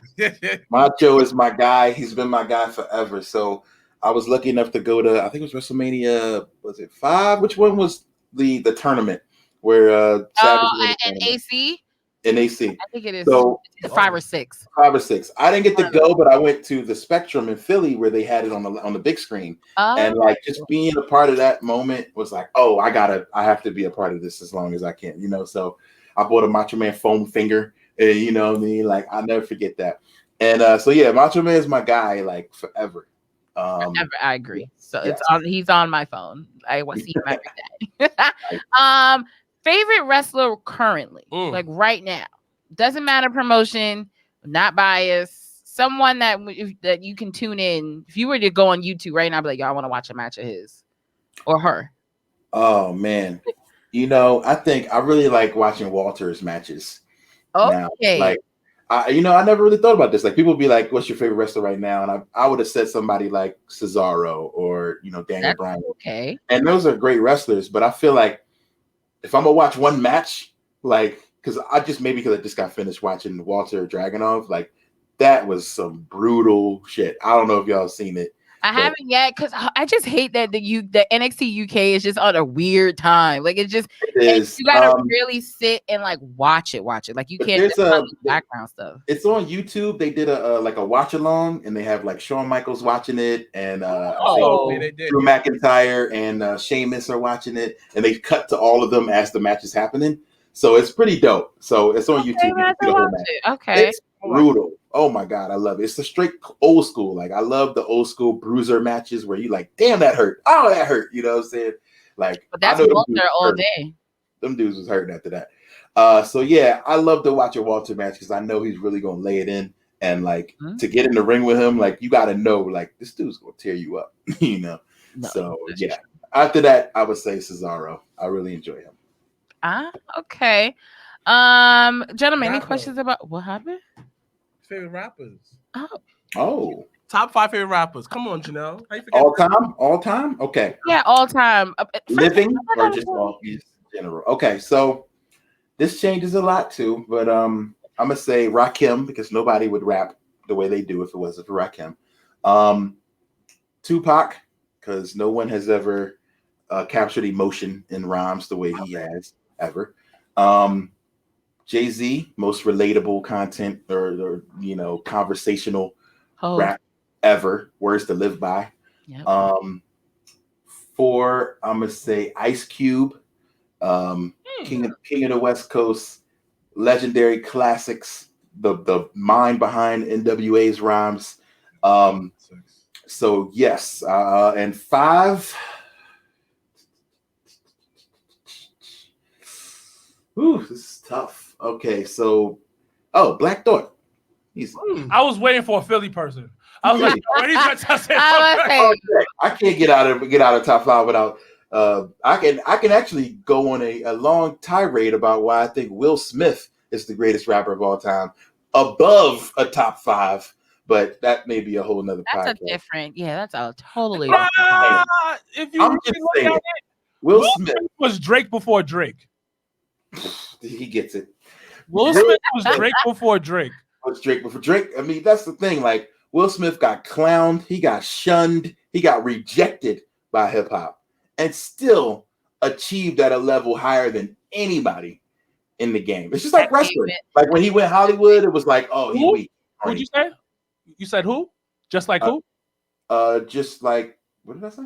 I guess just like wrestling, I was saying. Okay, yeah. So it's like wrestling. Like he stepped out and people was like, oh, I mean, he ain't care, he ain't real, and they just clowned him while he went on to become a legendary actor who also has probably just as many platinum records as whoever. And if you play the Fresh Prince of Bel-Air song anywhere in the world, Craig, they will know the words. It's the most popular rap song ever. You can play that in church. You can play that in the middle of a Griselda show. They all gonna know it. And he didn't curse. Yo, Men in Black. What's your favorite Will Smith song? Summertime. That's fun. So Brand New Funk. So I actually love that's just the small things for me. In the beginning of Summertime, when they say drums, please. Yeah. That is by far the best intro to a song. Classic. Ever. And no one know, you have to really, I want everybody that's listening to this podcast right now, go back and listen to the beginning of Summertime because that shit hits every time. Like, even before the beat drops, when that drums please comes on, oh, that tickles the fuck. I don't know why that always made me laugh as a kid, but I heard that. I said, this song is dope. You know what's funny? Years ago, I used to listen to Hot 97 all the time. And he did an interview with Angie Martinez, Will Smith. And this was one of the greatest interviews I ever heard because he really put Angie on the spot. He was like, y'all never play my music. And Angie was, Angie's Angie. Like, Angie is like chill under pressure. She's like, what are you talking about? we play your stuff. What are you talking? I need to see that. And he was just like, nah, y'all don't play my stuff. It's like, well, we play Summertime. And he was like, yeah, that one song, but y'all don't play my music on here. And it was the truth because it's the truth. He never really got play on Hot 97. And Megan, you know what Hot 97 is, even from Philly. Oh, yeah. Like, I know. He got like C100 and stuff like that. Yeah, the mecca of rap stations. Yeah, I'm gonna say Philly. What you say? We have Power 99, which is like our Hot 97. Yeah, but so you saying they would play him on like the alternative stations, that like the R&B station or the whatever. Yeah, you're right. Same in Philly, man. Like they didn't give him a lot of play. Like no, they didn't. And he's from Philly. Yeah, he's from. Philly. But the thing is, he's just like Drake. I mean, Drake broke through because they had to. He looked light skinned. But his affiliation was Wayne. Come on, he got the co-sign for Weezy, baby. Weezy had baby put him on though. But also he put on a little twist too. We don't talk about him. Yeah, we don't talk about that. But the thing is, Will was doing it big, and I am a huge Will Smith fan. He is. He is in my top 5 of men that just like people. Like he's like my hero in life. You know, he's beyond rap. But I still the Journal Lucas song we talked about Will Smith. Oh yeah, like that brought a tear to my eye. I was like, yo, this is like this is what we all feel about Will. Like we all love him so much. And we hold him in such a high regard that like, yeah, I love in the remix, he killed it. Like, yo, he can go. You don't have nothing to prove to rap, but like could still go. You know what I'm saying? So quick question, because we mentioned top 5. 5 features you would love. Current hip hop, people who are active. We're not gonna do that like mega, like just 5 people you would love people that are alive. People you love to do a track with. Okay. It's gotta be Griselda. Of course. I say, of course. So that's 3 right there, I guess. You cheated, but okay. Yeah, we'll allow it. We'll allow it. It's fine. I mean, specifically West Side Gun. I think we can make something crazy. Doom was always at the top of my list. Rest in peace. But I can't count Doom. So, CeeLo Green. I think me and CeeLo would make something. Yo, I can see the it. visuals for that video gonna be crazy. First of all, yeah. You guys are creative out of this world. That visual, absolutely. You know, I'm gonna pick somebody new because I feel like a lot of us we hate on the young cats, but man, this dude Jack Harlow is dope. Like I really like him. I don't know if y'all heard him. I think he's cool. I know who he is, but I heard none of his music. It's the album is very good. Yeah, man. his album is fire. I heard he can rap. Yeah, his album is fire. But I haven't heard it. My sister talked about him once, and I was like, let me check him out. But he's good. If I had to pick another, Corday is fire. Corday's coming up. Corday is a beast. Corday's coming up. I love him so much. Who else? I think I went over my did I 3, 4, 5? Yeah, no. We take one more. One more. Jill Scott is on the top of my collab list. I keep it Philly, so of course I would say Black Thought, Beanie Siegel, Jill Scott. All in one song. Like I got beef with you now, Mega. Like you didn't mention Chance. You didn't mention Vince Staple. None of these dudes. Come on, like no. Tyler. Come on. Top 5. I mean, come on. I think me and Tyler would do something crazy. I love Tyler a lot. I love Vince Staples too. He might be a little too gangster for me. I don't know if it would really work out, but you know, Griselda's gangster too. But I feel like on the East Coast lyricism tip, we can kind of hang. I think you and Joyner would do something good. Yeah, some real fire. Shit. Like you and Joyner Lucas. Come on. Oh, Joyner. Okay, I think you said Burner. I was like, you know what? I like Joyner a lot, so I would take I'd do a track with Joyner for sure. Yeah, because I feel like with Joyner's content and like the way that you spit, it would be some dope emotional shit. It goes somewhere conceptually like crazy for sure. Yeah, like it would be like, yo, he's the chair I'm sitting on, and I'm the, you know what I mean? Yeah, that's what I'm saying. It was like the chair that sit on. He's sitting on me. Yeah, it'd be something like that. Like we come with something crazy, like the concept, the video, like his brain is out of this world. He conceptualizes and directs all his videos. So like, he does, yeah, always, yeah. Like these are his ideas, you know. So he always nails it. 88 album is like perfect. Yeah, one of the best albums I've ever listened to. It's a great album. Which album was that one? What was on that album? Which one? What was on that album? He had a bunch of songs, but the reason why, because when I realized I had ADHD, I listened to the album, and I was like, "Oh, you're talking about me? Oh my god!" That's so relatable. This is relatable as far. Relatable. What is relatable content? No, we got much time left. Chilling. Who's winning the Royal Rumble? Yeah, I was gonna say who's like this now we're officially on the road to WrestleMania, which looks like we'll be with people. All right, so so let's start off with the men's. Or who do I think? Both. So let's start off with the men's, because if anyone's watching, they're doing a special backstage episode this Saturday, so this weekend, the day before Royal Rumble. Where they are announcing the 30th entry on the men's side, which I don't understand, but whatever. They've been doing that. And no, announcing the 30th entry, they don't do that. Yes. When did they do that? Usually they maybe announce it first or something. No. Like they literally 30 is like a surprise usually. 30, exactly. So they announced era they so that mad time. No. So they're announcing the 30th man in the Royal Rumble, and then announcing the first and second in the females Royal Rumble. They're announcing it on the backstage. So, but yes, question to you we'll start with the men's. Who do you want to win, and who do you think will win? And they can be the same. Okay. I want Big E to win, but I also feel like I don't, because I think that means they feed him to Roman or maybe Goldberg. So I'm afraid if they. So you think Williams walking away with this title on Sunday? That's what that. Well, I had somebody in my Twitch pop up and was like, "Yo, Big E always talked about this Goldberg match, and this is the only chance it could happen is right now." Like, but how crazy would that be at WrestleMania? William Goldberg versus Big E. That's weird. Wild. It's weird. Yeah, that's not a. It's weird. But the casual fans will watch it. Again, WrestleMania is not for us. No, it's not. WrestleMania is not. It's the first single of the album. It's the club banger. So this is just the casuals. So Goldberg will be in WrestleMania. I believe that. Yeah. Which means he has to beat Drew. So does that diminish Drew then? Because I don't. If that's the play we're going for, like I told the boys, I said then that's a repeat of CM Punk versus The Rock going to WrestleMania 29. And I was just like, I understand wrestling repeats itself, but come on. It definitely repeats itself. That match got me back into wrestling. I was like, The Rock's back. Oh shit, So I understand, and it was trash. No, it wasn't. Yes, it was. No, it was not. I was there. It was trash. You will not disrespect the only thing that I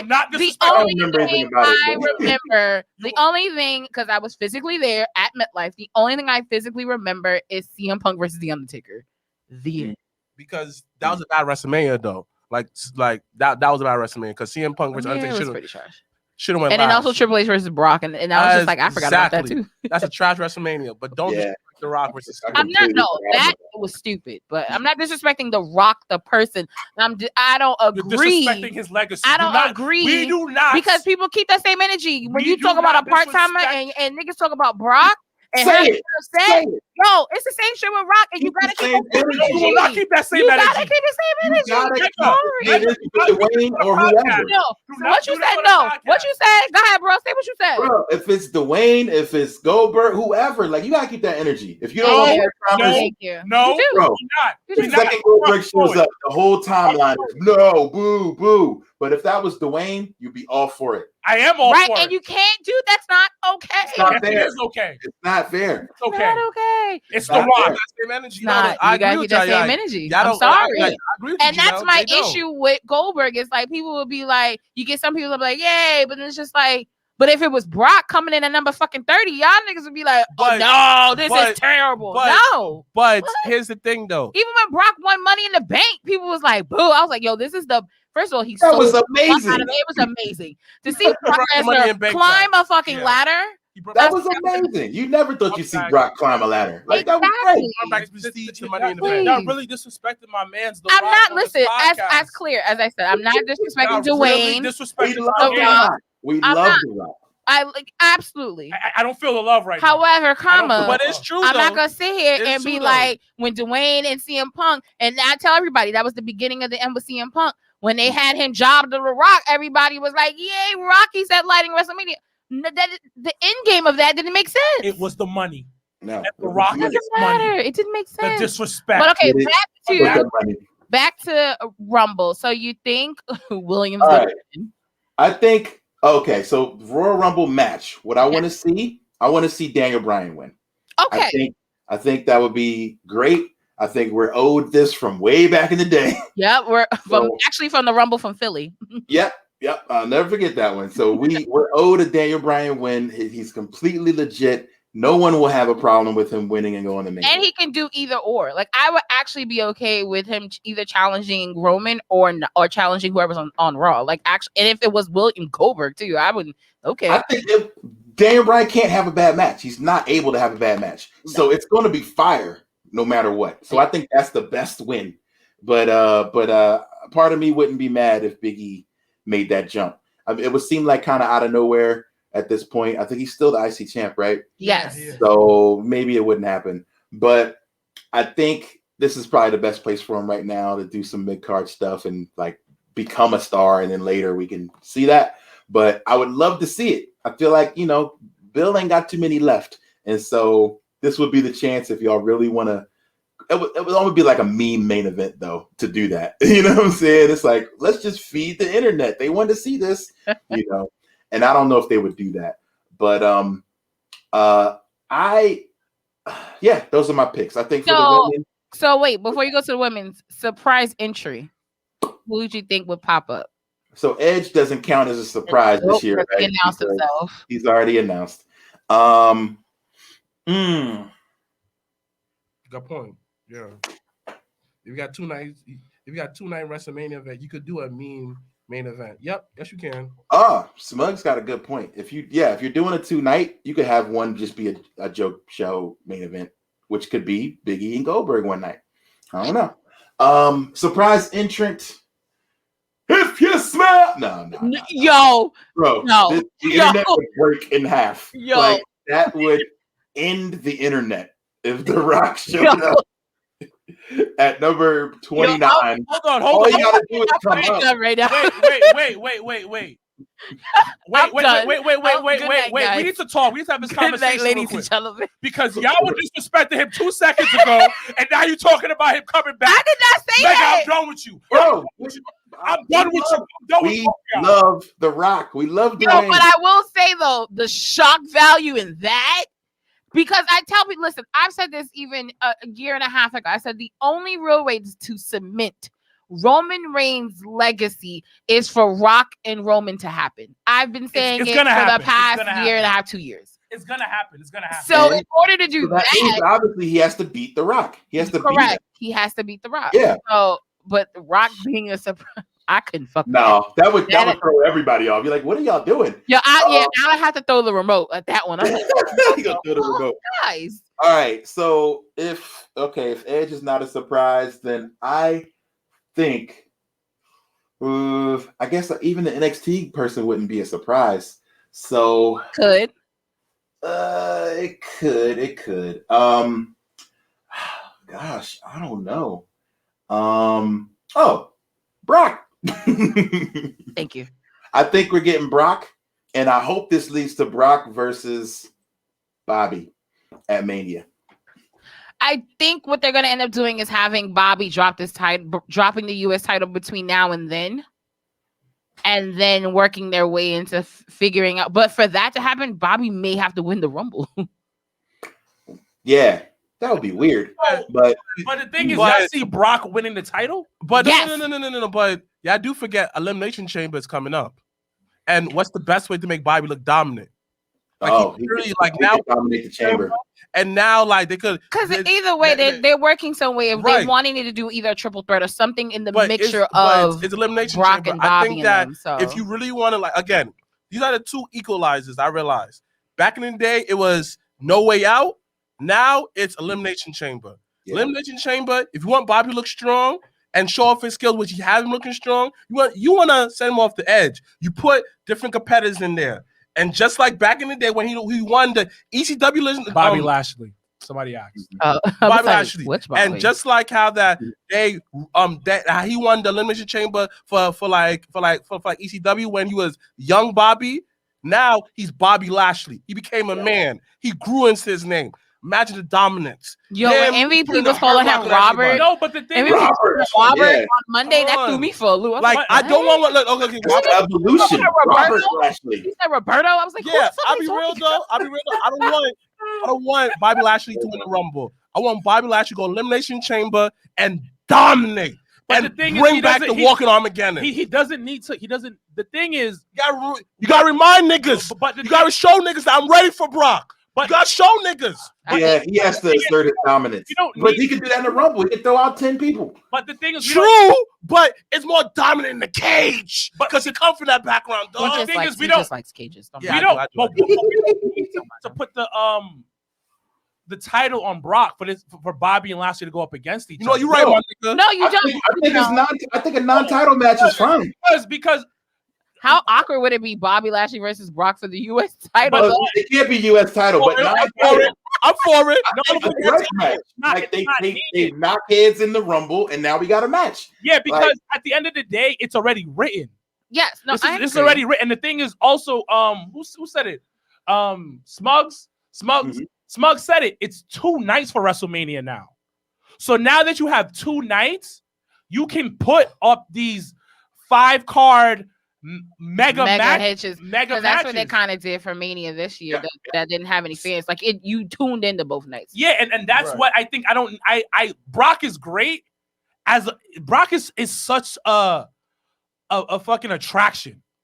He's sports entertainment. He's the definition of sports entertainment. So you don't need the same thing as The Rock. But anyways, so The Rock need that title. You don't need a belt. The fact that Brock is wrestling, people will watch. Exactly. Whether you, and that's the thing, people will sit here and be like, "Oh my God, I don't want Brock." Yes, you do, because now you tune in the every fucking week to realize what's going on. So I hate when people do it's just like, all right, females, real quick, and then we're gonna let you plug yourself real quick. Like it's almost like wrestling fans don't know what they want. They never do. Oh. And then the crazy part is that no. And then the crazy part is when they finally get what they want, they cry. Do with it. They don't want it anymore. Yeah, they're like, nah, too late, or no. So women, I think. Well, I want. If you want to win. All right, I want Rhea Ripley. I think Rhea's overdue for her moment. Did she not have a few already? I'm so confused. I feel like the Mania last year took a little steam out of it. I think not having fans and stuff. Maybe I don't know, but I think I wouldn't be mad at it. A special surprise entrance. I think on the snapback, the man, Becky Lynch. All right, now. You're not the first person to say that either, and I'm just saying that like she definitely just had a whole child of month. On the baby bounce back. 6 weeks. I said I see Seth. I see Seth coming back first before her because that's just come on. Guys. No, Becky's coming back. The body bounce back as well. Becky didn't want to be pregnant. She didn't want. She shouldn't have had Seth shoot at the club. What happened? She didn't want to be pregnant. Like, are you kidding me? Yo, listen. She took it out. Definitely didn't want to do that at the top of her game. Yeah, in her career. Well, it was a oops. So y'all telling me they new child is oops, baby. My nigga, none of us are plans. Bro, stop showing off. Bro, let's really look at. My brother was. Hold on. That's what they told you. Let's go back in time. Let's go back in time for a second. That night on Raw, when she had to give up her title to Asuka, that look on Becky's face was like, damn, I am white hot right now, and I gotta pop out this baby. I love this baby. It's a blessing, but damn. So you don't think 6 weeks? It was an oops. She's like, yo, I'm out of here. I got to go. I got shit to do. Like, I'm back. I gotta make this baby. Right now with they the could baby. do it, Like I mean, that'd be an awesome. No bullshit. It would be a dope 24, like on the WWE. I give them that. Right. It would be. It would be dope. I want it now. It's this Sunday, and if she does come back, I don't want to hear no rumblings of that happening. You know how the Dirties kind of find something, whatever. I want this to be so secretive that when she comes back, everybody in their living room or wherever they are at have the biggest pop in the world. You will. I will. You will. Oh, I will. He will. I think. So who do you think will win? I think Bianca Belair. Yeah.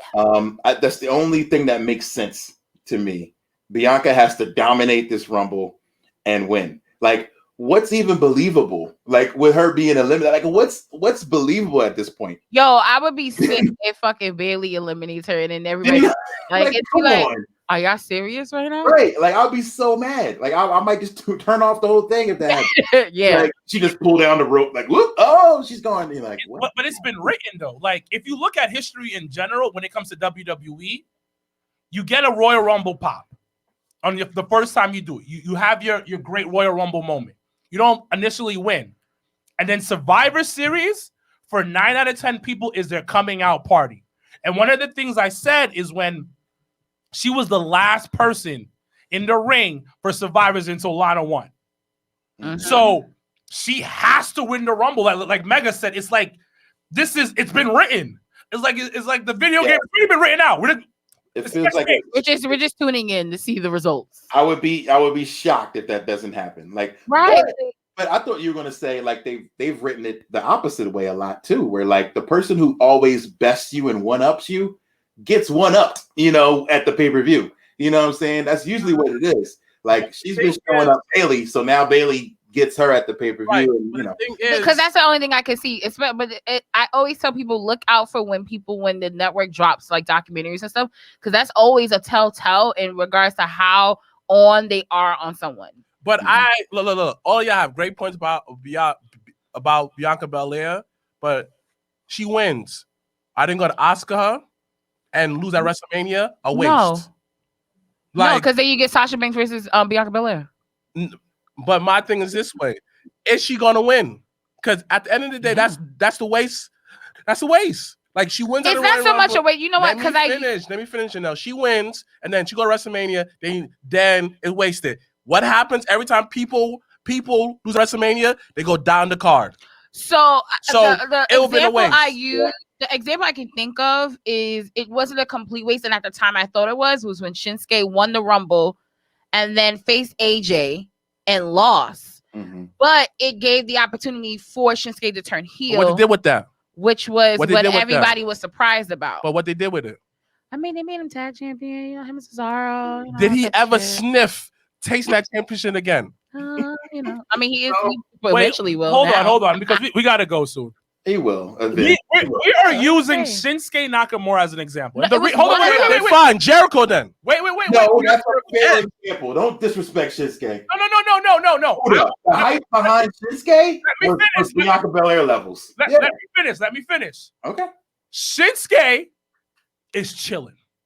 He is surfing in Florida, collecting these WWE checks, and he's just like, yo, I'm just chilling. He's also not a homegrown talent. One of the things about Bianca Belair, she is literally a product of WWE. You have to take that in consideration because they love homegrown talent. And the way that they're pushing Bianca on that mainstream level, where you're hearing that Pepsi wants to get a piece of Bianca. I told him a few weeks ago when I saw her on that drug commercial on USA Network, I was like, wait a minute. Whoa. Fine. And she's black. Okay, fine.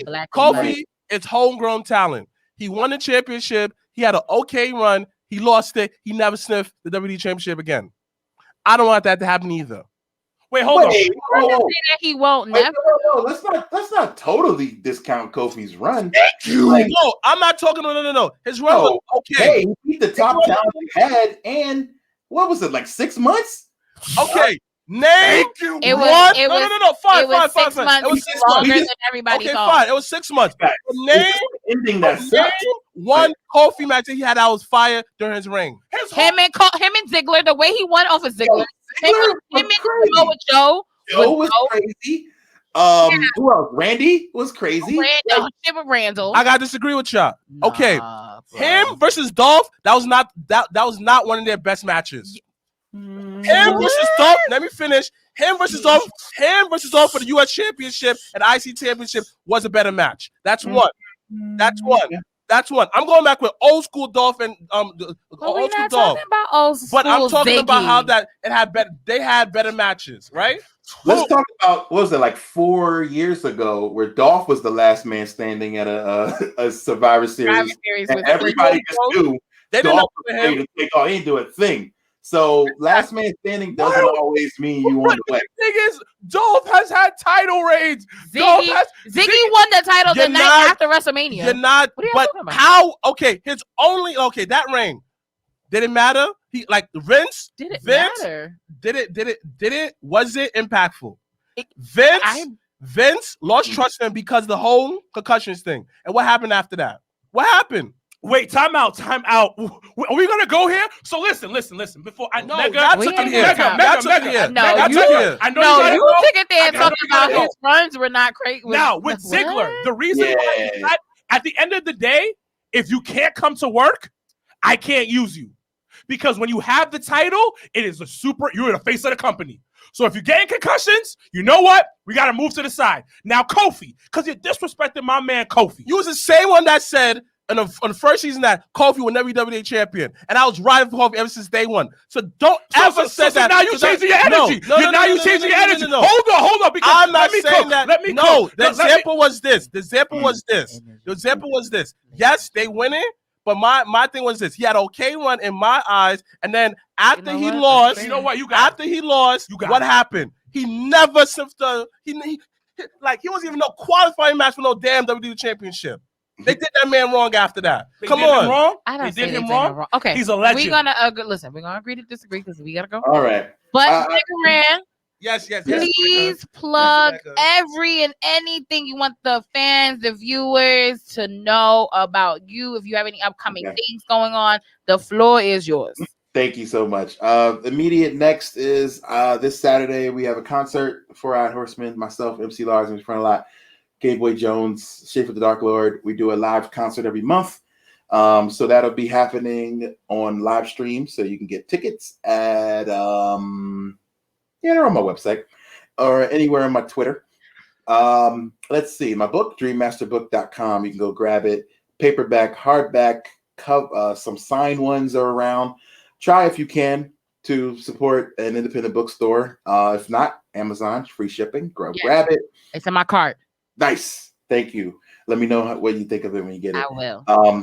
Yeah, man. Shout out to the Matt Mania crew. We'll be recording an episode tonight. We do podcasts as well. And I do a solo podcast called Random Encounters where I talk to people for a few minutes and find out what makes them tick. So you can get those wherever you get podcasts. Let's see. I'll be streaming playing video games on Twitch. So twitch.tv/mega_ran. And anything else, you can find me on Twitter at Megaran. It looks like Meg Ryan when you look at it really quickly because the letters are together. You're going to be like, oh, I thought it said Meg Ryan. No, you're not the first one to think that. But it's Mega Ran. That's it. All right. Well, thank you so much. Mega. It's a good episode. We can have you on again. I appreciate that. Thank you. No, this is actually probably well overdue. So we thank you so much for taking the time, even with a time difference. It's early as fuck for you this morning over there. Yeah, pretty early. But yeah, man, it's all good. Y'all woke me up. Appreciate it. Yeah, we're good. Now you can start your day off very well. But thank you so much for joining us. We truly do wish you all the best and success for 2021 with your book and any music that you do come out with. Once again, hopefully when the world opens up, we can either come now to you guys out in Phoenix or you guys can come back to New York and we can fuck shit up. But once again, thank you so much. Shout outs to once again the Matt Mania podcast as well. For always supporting the Jabba Tears podcast. We do support those that support you. It's always our tagline. Once again, you can catch Megaran this weekend with his concert. You can once again take us on his Twitter, and all that information is on his social media. So make sure to tune in for that. Once again, this Royal Rumble this weekend. Make sure to log in on our Facebook group, the Jabba Tears Podcast Facebook group, where we can talk all type of shit all night long, Sunday night. Since we won't be at Legends, we'll do definitely have a Facebook post, and everybody can just tag along with that. Are y'all on Clubhouse?